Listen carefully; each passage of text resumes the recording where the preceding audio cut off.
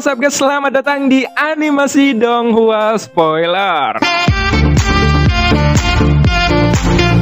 Oke, bagi teman-teman yang baru join atau baru bergabung, jangan lupa klik tombol like-nya dan tombol subscribe-nya ya, jangan lupa. Oke, sebelum kita memulai video ini, kita jangan lupa untuk seruput kopinya, kencangkan sabuk pengaman, mari kita mulai.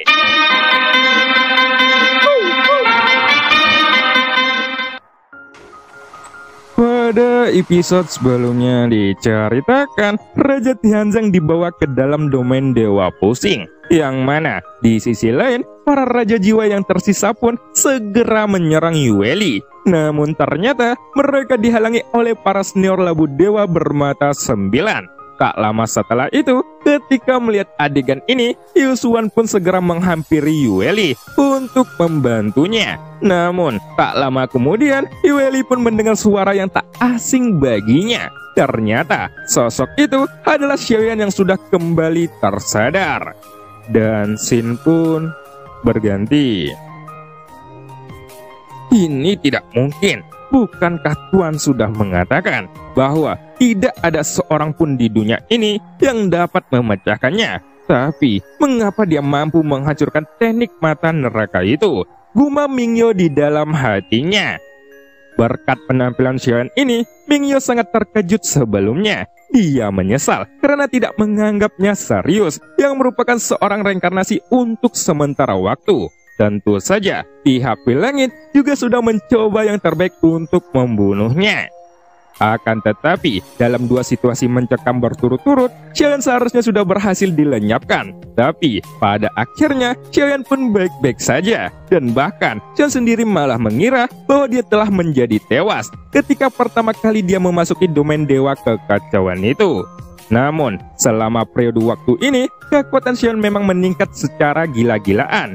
Dia mampu menembus ranah kaisar keabadian hanya dalam beberapa ratusan tahun saja. Jadi, bagaimana mungkin pihak Langit tidak panik dengan kecepatan kultivasi yang mengerikan seperti ini?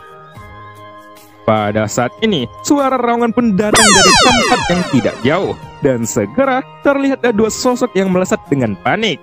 Tentu saja, setelah sekian lama menghilang, mereka pun kembali muncul. Dan kedua sosok ini adalah Raja Tianzang dan Pusing. Sambil mengelap darah yang meluap dari sudut mulutnya, Raja Tianzang pun perlahan menghela napas berat. Tampaknya, bagi dirinya sangat sulit untuk membunuh Pusing, yang padahal dia sendiri sepertinya sudah melakukan yang terbaik. Kini, pakaian di tubuh Raja Tianzang sedikit compang-camping. Tapi, meskipun terlihat babak belur, semua bekas luka di tubuhnya sembuh dalam beberapa tarikan napas saja. Akan tetapi, masih ada juga cahaya biru yang tak terhapuskan yang menyebar dari tubuhnya. Kamu seharusnya bersyukur. Sebenarnya, mudah saja untuk melakukannya sejak awal. Jika bukan karena cahaya biru yang aneh ini, kamu pasti akan mati di tanganku, ucap Raja Tianzang dengan ekspresi dingin. Oh, aku memang tidak sehebat kamu dalam hal kekuatan, tapi hanya karena kamu ingin membunuhku. Jika kamu memang mampu melakukannya, sejak sebelumnya, aku pasti sudah mati, ucap Pusing yang tidak mau kalah. Ketika kedua sosok itu saling menghina dan memulihkan diri, Pusing sebenarnya mengakui bahwa dia dapat dikalahkan oleh sang Raja Tianzang. Dan dia juga tidak memiliki kemampuan untuk mengalahkannya. Namun, Raja Tianzang tampaknya juga tidak dapat membunuhnya dengan mudah.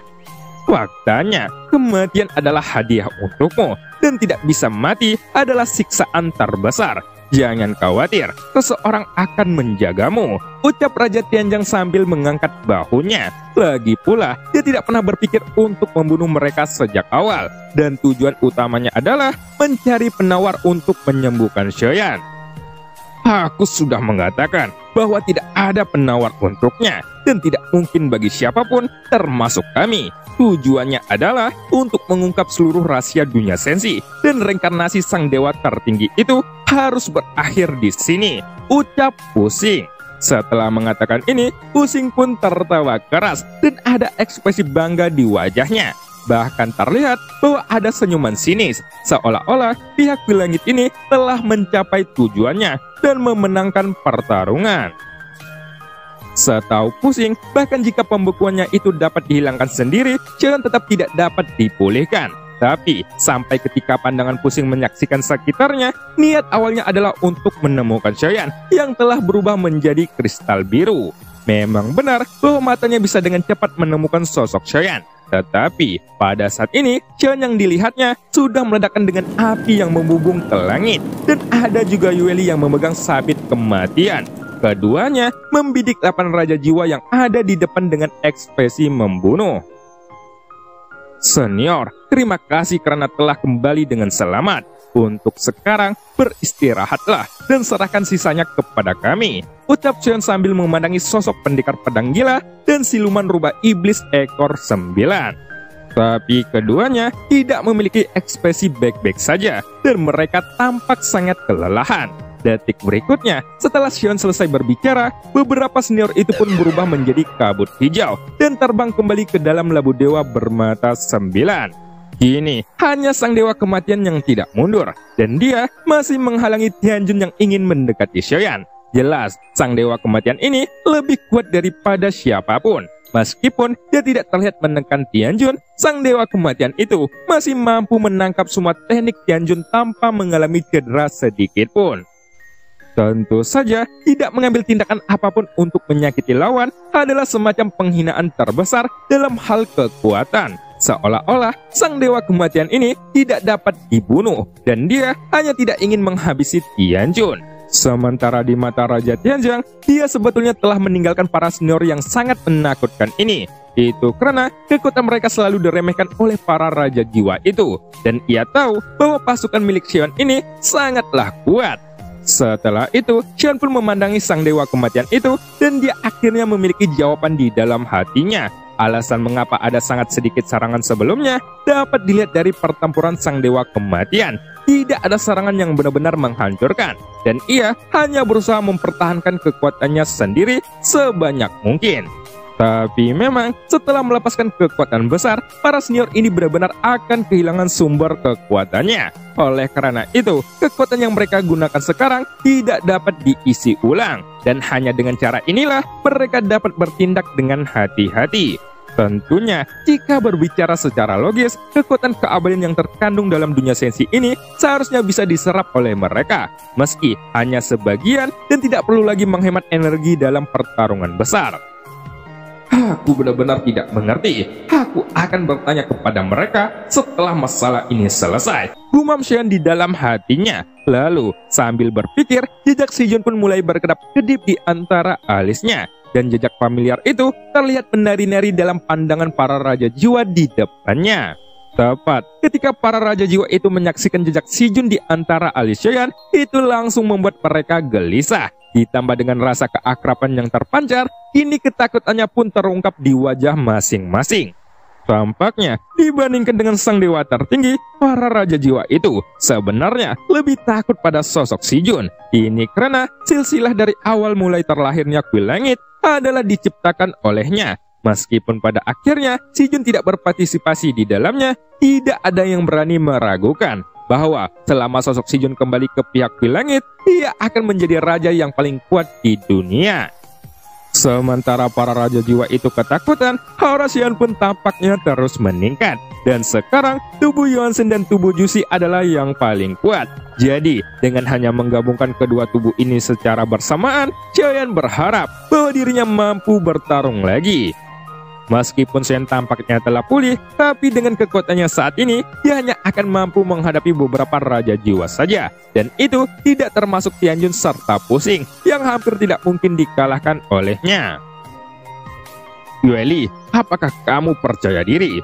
Jika iya, kita akan membasmi mereka walaupun tidak semua.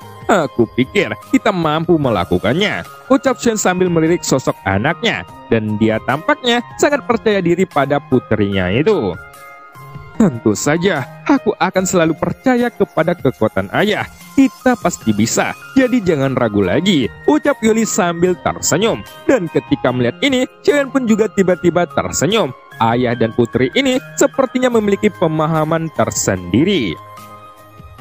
Tapi, tunggu dulu, bisakah kita berdua mengalahkan yang terakhir? Sepertinya dia yang paling kuat, ucap Xian dengan ragu-ragu, dan segera pandangannya pun menjadi bingung. Dia tidak mengerti mengapa ayahnya ini malah merasa ragu. Aku mendengar bahwa ayah adalah reinkarnasi dari sang dewa tertinggi. Jadi, dengan kekuatan ayah saat ini, semuanya pasti tidak ada masalah, ucap Yueli yang wajahnya menjadi sangat serius. Yueli, dengarkan ayah, itu benar-benar tidak mungkin. Mari kita minta Raja Tianzang untuk mundur dulu. Akan buruk jika kita terus melanjutkan pertarungan ini. Memang, sebelum ayah bereinkarnasi, kabarnya ayah adalah makhluk tertinggi. Tetapi, kekuatan ayah belum pulih setelah reinkarnasi. Jadi, lebih baik membuat pilihan yang bijak, ucap Chen sambil tersenyum kecut. Namun pada saat ini, pemandangan yang ada di hadapan ayah dan anak itu ternyata cukup aneh. 8 raja jiwa yang sebelumnya sangat mendominasi, mereka menjadi ragu-ragu. Bahkan, mereka sepertinya bergerak mundur secara perlahan dan takut akan sesuatu yang belum diketahui. Aku pikir, apa yang dikatakan oleh ayah masuk akal. Kita harus pergi ke sisi lain dan memulihkan diri terlebih dahulu, ucap Yuli sambil mengangguk. Lalu, ia pun langsung berteriak untuk memanggil Raja Tianzang. Dan segera, sosok yang dipanggil itu pun langsung menatapnya. Kemudian, tepat ketika dia melihat bahwa Xian telah pulih ke keadaan semula, sudut mulutnya pun perlahan naik, dan hatinya merasa lega. Bagaimana tidak, dia sampai harus babak belur demi melindungi Xian. Jadi, sudah sepantasnya Raja Tianzang merasa senang. Baiklah, tugasku di sini sudah selesai. Semuanya sudah kembali seperti semula, dan aku bosan jika terus menghadapimu. Apakah kamu bisa membiarkanku pergi? Ucap Raja Tianzang yang sosoknya pun mulai kembali rileks. Apa maksudmu? Selesaikan urusan kita saat ini juga. Dan setelah membunuhmu, aku akan menghabisi reinkarnasi itu dan menghancurkan semuanya. Tidak ada lagi yang bisa menandingi kekuatan kuil langit, ucap pusing dengan kesal. Apa yang baru saja kamu katakan? Tidak ada yang bisa memahami sang dewa tertinggi. Meskipun kamu kuat, aku khawatir itu masih rendah darinya. Ingat, dia adalah sang dewa tertinggi. Jika kamu memang bisa menghancurkannya, dia pasti sudah lama mati, ucap Raja Tianzang. Bahkan dibandingkan denganmu, menurutku dia lebih sulit untuk dibunuh. Jadi, kepercayaan dirimu itu hanyalah omongan kosong jika di hadapannya, ucap Raja Tianzang sambil tertawa. Dan tidak hanya itu, dia dengan nyaman mengeluarkan labu anggur dan meneguknya dengan santai, seolah-olah tidak ada musuh di hadapannya. Detik berikutnya, mata pusing pun menjadi suram. Begitu pula Tianjun. Keduanya ragu-ragu, lalu mereka menghilang dalam sekejap hampir bersamaan. Tetapi, pada saat ini, Raja Tianzang yang sedang memegang labu anggur pun dengan santainya, dia tidak terlihat khawatir sama sekali. Lalu, pada saat berikutnya, sosok pusing dan Tianjun pun tiba-tiba muncul di kehampaan. Tanpa diduga, keduanya sudah memegang telapak tangan raksasa mereka, dan itu langsung menampar ke arah Xian dengan sangat cepat. Pada saat ini, dengan kekuatan mereka berdua, serangan ini jelas bisa membuat Xian yang merupakan seorang kaisar keabadian hancur seketika. Dan juga tidak ada waktu bagi Xian untuk membuat pertahanan. Akan tetapi, tepat ketika telapak raksasa itu langsung menyelimuti Xian, seberkas cahaya dingin pun tiba-tiba merobek ke kehampaan.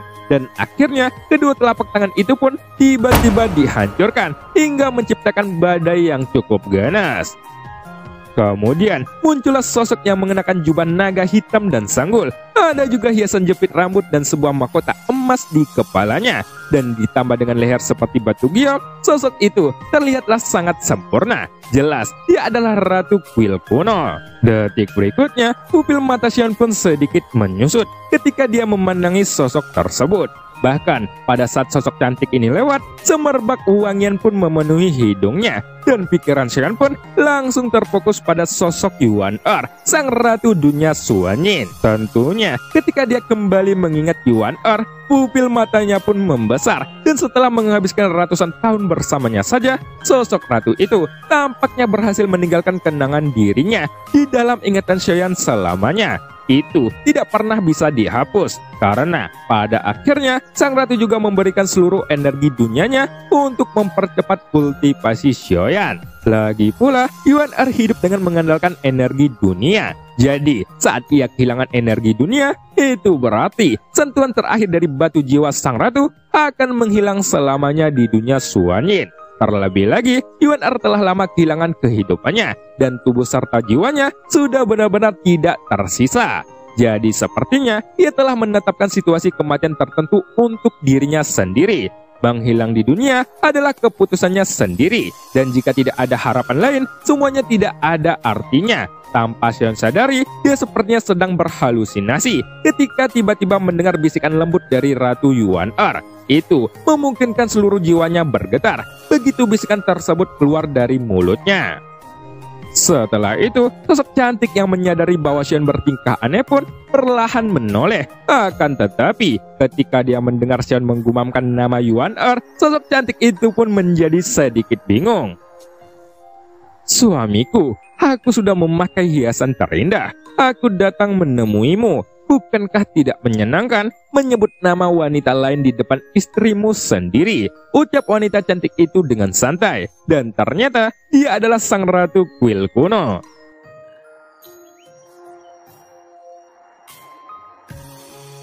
Tampaknya, meskipun kedua ratu ini memiliki kesamaan temperamen, mereka sangatlah berbeda. Yang satu memiliki sikap yang sangat lembut dan perhatian seperti Sun-Er, tapi yang lainnya sungguh mendominasi seperti ketua partai Banteng Merah. Dan bahkan, ia sering melakukan candaan yang di luar nalar, serta selalu membuat Xiaoyan kerepotan.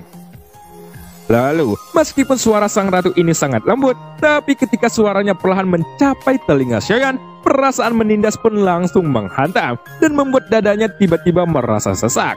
Detik berikutnya, Xiaoyan pun terdiam sesaat dan malah menggaruk kepalanya yang tidak gatal, serta hanya tertawa pelan. Tapi, ada sorot kesepian di matanya. Jelas, Ratu Yuan-Er membuat Xiaoyan menjadi begitu tak rela melupakannya. Dan dalam jangka waktu singkat ini, Xiaoyan mungkin tidak bisa melepaskannya. "Hayah, kamu benar-benar punya banyak teman, dan juga dia terlihat sangat cantik," ucap Yoli yang berkata dengan tidak senang dari sampingnya. Xiaoyan pun tiba-tiba merasa bahwa dirinya tidak bisa tertawa ataupun menangis. Tentunya, semua ini adalah dosa yang dilakukan di kehidupan sebelumnya, dan sang dewa tertinggi itu tidak menanganinya dengan baik. Apakah itu Ratu Yuan-Er atau sang Ratu Kuil Kuno, mereka semua memperlakukan Xiaoyan sebagai suami mereka. Namun, sebagai Xiaoyan yang jelas lebih lemah, ia sebenarnya ingin melawan. Tetapi, pihak lain sangat baik kepadanya. Lalu ditambah dengan kekuatannya sendiri, maka dia tidak mendukung perlawanannya. Xiaoyan benar-benar ingin mengatakan bahwa dia sebetulnya menolak pada awalnya. Dan bahkan, dia selalu mencoba untuk menolak.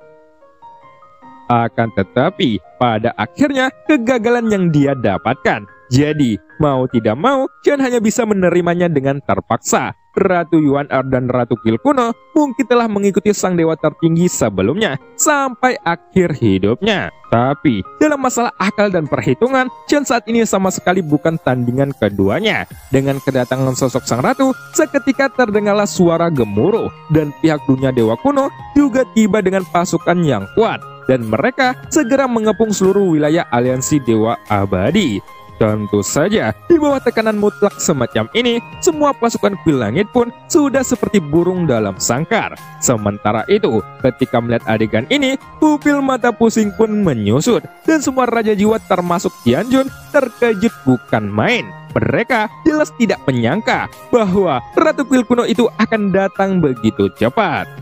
Alasan mengapa pihak kuil langit bisa datang ke sini dalam sekejap adalah karena formasi teleportasi yang kuat telah diatur dalam aliansi Dewa Abadi, dan jumlah energi yang dikonsumsi untuk datang ke sini tidaklah sedikit. Bahkan, jika pihak dunia Dewa Kuno mendapatkan kabar ini untuk pertama kalinya, waktu yang diperlukan untuk bergegas menuju aliansi Dewa Abadi sudah cukup bagi kuil langit untuk berurusan dengan Xiaoyan dan menghabisinya terlebih dahulu. Maka dari itu, pihak kuil langit pun tidak menghitung keberadaan dunia Dewa Kuno sejak awal. Karena memang, menurut akal sehat, tidak mungkin bagi mereka untuk mencapai wilayah aliansi Dewa Abadi saat Kui Langit masih mengatasi Xiaoyan. Segera setelah itu, Tianjun dan Pusing pun saling memandang. Dan ketika mata mereka menjadi suram, mereka jelas sadar bahwa sudah ditipu sedemikian rupa. Adapun sosok Raja Tianjang, sepertinya dia sudah menyadari bahwa Sang Ratu Pil kuno akan datang. Jadi, ketika Pusing melancarkan serangan dengan kecepatan penuh kepada Xiaoyan, Sang Raja Tianjang sengaja meneguk alkohol dari labu anggur di tangannya.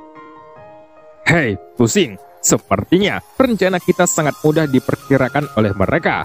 Tetapi, jika mereka menggunakan reinkarnasi dewa tertinggi itu sebagai umpan, apakah mereka tidak takut ia benar-benar mati? Ucap Tianjun dengan kesal. Jelas, ada satu kemungkinan bagi Sang Ratu untuk mencapai aliansi Dewa Abadi dalam waktu yang sangat singkat ini, yaitu mereka sudah bersembunyi di sini untuk waktu yang lama, dan semuanya adalah jebakan. Aku sebenarnya tidak akan menyanyiakan kesempatan untuk sampah seperti kalian. Jika kalian berencana menjadikan halangan dalam pekerjaanku, tapi apakah Kui Langit ini akan dibiarkan saja atau tidak? Suamiku yang memiliki keputusan akhirnya, ucap Sang Ratu sambil menyeringai. Jika kalian benar-benar ingin menghilang, dunia dewa kuno dapat melakukannya kapan saja. Apakah kamu percaya? Ucap Sang Ratu yang tampaknya tidak merasa senang. Karena seolah-olah Xian yang sudah memanggil nama wanita lain itu, dan itu pun ternyata salah. Jelas hal semacam ini tidak boleh terjadi. Bahkan, ini akan membuat kalian dirugikan. Dan apa yang bisa kalian lakukan nanti? Ucap Sang Ratu kembali. Dan sepertinya dia sangat marah. Xiaoyan yang ada di belakangnya pun memiliki firasat buruk. Karena dia benar-benar sudah membuat wanita ini pun mengamuk. Jadi sekarang dia melampiaskan kemarahannya kepada para raja jiwa itu. Hei, Sang Ratu, jangan sombong dulu. Jika kamu berpikir bahwa kami dapat dikalahkan dengan hanya momentum besar itu, kamu harus mengetahui latar belakang Kui Langit kami terlebih dahulu. Bukan pilihan bijak untuk menghina kami sekarang, ucap Pusing. Masih banyak informasi tentang dunia sensi di Kui Langit. Jika informasi ini terungkap ke dunia Taisu yang sedang menginvasi, aku pikir itu akan menjadi masalah yang fatal bagi dunia ini. Ucap Pusing kembali, dan terlihat para raja jiwa ini sebenarnya tidak panik sama sekali, dan ada senyuman di wajah mereka. Apakah kamu pusing? Aku hanya berpikir bahwa kamu memang sangat hebat, sampai-sampai bisa menjadi raja jiwa yang baru saja dipromosikan. Tidak heran kamu bisa menjadi bagian dari Kui Langit. Lagi pula, orang yang tidak cukup tercela seharusnya tidak memenuhi syarat untuk posisi ini, ucap Sang Ratu dengan sinis. Hari ini, kalian bisa dianggap memenangkan permainan ini, dan untuk sementara menyelamatkan nyawanya. Tapi, aku tidak berpikir kalian akan seberuntung itu lain kali, ucap Pusing. Dan pada saat dia berbicara, semua raja jiwa pun tiba-tiba berkumpul. Pada saat ini, semua raja jiwa itu memiliki wajah yang sangat suram. Akan tetapi, mereka tampaknya sangat percaya diri. Bahkan, jika Sang Ratu datang, pihak dunia dewa kuno ini tidak dapat melakukan apapun kepada mereka. Adapun dari mana kepercayaan diri tersebut berasal, tidak ada yang mengetahuinya. Namun tepat setelah Pusing mengatakan hal ini, Sang Ratu ternyata tidak lagi berbicara, dan Sang Ratu memendam amarahnya. Tentunya, dengan situasi saat ini, tampaknya para raja jiwa itu dapat sepenuhnya dimusnahkan. Jelas, meninggalkan raja jiwa itu begitu saja adalah bahaya besar yang tersembunyi bagi dunia sensi dan Xiaoyan sendiri. Lain kali, aku tidak akan berpikir seperti ini, bahwa tindakanku ini begitu beruntung. Kamu yang akan aku habisi untuk pertama kalinya, ucap Sang Ratu dengan perlahan, seolah-olah dia tidak ingin menghapus pikirannya dari mereka. Dan di sisi lain, Chen pun sedikit bingung, karena dia sudah menjadi kura-kura di dalam guci. Mengapa Sang Ratu malah membiarkan harimau itu kembali ke gunung? Tapi, Chen tidak ingin menanyakan hal itu kepada Sang Ratu sekarang. Ini karena Sang Ratu tidak memilih untuk mengepung dan menekan mereka. Mereka pasti memiliki faktor paksaan terbesar. Dan Kui Langit pastinya memiliki kartu simpanan yang bahkan ditakuti oleh Sang Ratu. Jadi, Sang Ratu tidak bisa mengambil tindakan terhadap mereka. Kemudian, dengan lambaian tangan, sosok Pusing pun segera memadatkan kembali formasi perpindahan ruang di puncak Papilon Langit ke-9. Sampai pada akhirnya, seluruh pasukan kuil langit yang tersebar juga berbondong-bondong bergerak ke lokasi. Tunggu sebentar, kamu dapat pergi jika memang mau, tetapi mereka harus tetap tinggal. Jika tidak, aku tidak keberatan meninggalkan sesuatu untuk kalian, ucap sang ratu sambil memandangi ribuan sosok bayangan jiwa. Dan ketika pusing mendengarkan kata-kata itu, ia pun langsung menatap sang ratu dengan niat membunuh. Ada apa? Apakah kamu tidak ingin keluar tanpa membayar harga? Sungguh memalukan, ucap sang ratu sambil memancarkan aura yang tidak perlu dipertanyakan lagi. Sang ratu mungkin menyerah, tetapi dia tidak bisa melepaskannya dengan mudah. Jelas, dia tidak ingin meremehkan ribuan bayangan jiwa ini, karena mereka semua adalah pasukan elit dari kuil langit. Apa? Menyerahkan kepadamu? Aku tidak sudi. Lagi pula, meskipun kamu tahu bahwa kuil langit kami dapat menciptakan lebih banyak bayangan jiwa kapan saja, tidak baik jika kamu menginginkan semuanya. Jangan ceroboh dalam bertindak, ucap Pusing. Begitu Pusing mengatakan hal ini, sosok sang ratu pun akhirnya sedikit menunjukkan ekspresi khawatir dan takut tentang kekuatan kuil langit ini. Tapi tentu saja Pusing tidak akan dengan sengaja menguji garis bawah dari sang ratu. Karena karakter sang ratu begitu terkenal dan suasana hatinya sendiri tampaknya sedikit merasa salah saat ini, jika kamu menunjukkan kekesalan, kamu akan kehilangan lebih banyak dukungan lagi dengan sengaja, ucap Pusing kembali.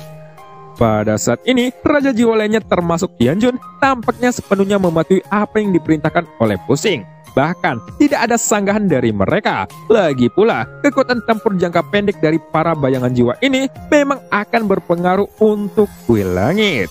Dan cerita pun berakhir. Sampai jumpa di episode selanjutnya. Membeli BH di tempat para santri. Jika suka BTTH, ikutilah Shoyan yang punya banyak istri.